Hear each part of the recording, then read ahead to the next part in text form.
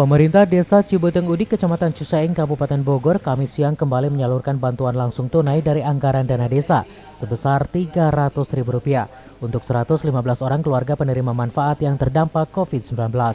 Untuk mencegah kerumunan massa, bantuan tersebut dibagikan secara simbolis di kantor desa dan sisanya akan dibagikan oleh pemuda Karang Taruna secara door-to-door.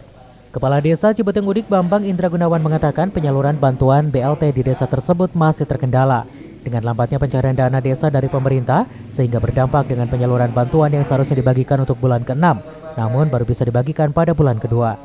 Ini saya mengadakan kegiatan pembagian BLT dari dana desa kepada sejumlah penerimanya 115 penerima bantuan langsung tunai dari dana desa. Alhamdulillah ini sudah bulan kedua di tahun 2021. Februari selanjutnya setelah pembagian ini kita akan langsung mengajukan kembali untuk pembagian di bulan berikutnya.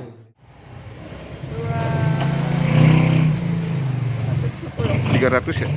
300. Terbantu nggak sih Bu dengan adanya bantuan BLT ini Bu? Hah? Terbantu nggak dengan adanya bantuan BLT? Bantu Buat apa Bu kira-kira?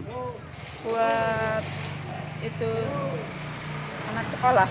Nah, sekolah sama kebutuhan sehari-hari gitu. Iya. Bambang berharap bantuan BLT dana desa yang disalurkan selama 1 tahun ke depan selama COVID-19 bisa bermanfaat untuk kebutuhan masyarakat sehari-hari. Dari Cisaeng, Kabupaten Bogor, Suhanda Abriji melaporkan.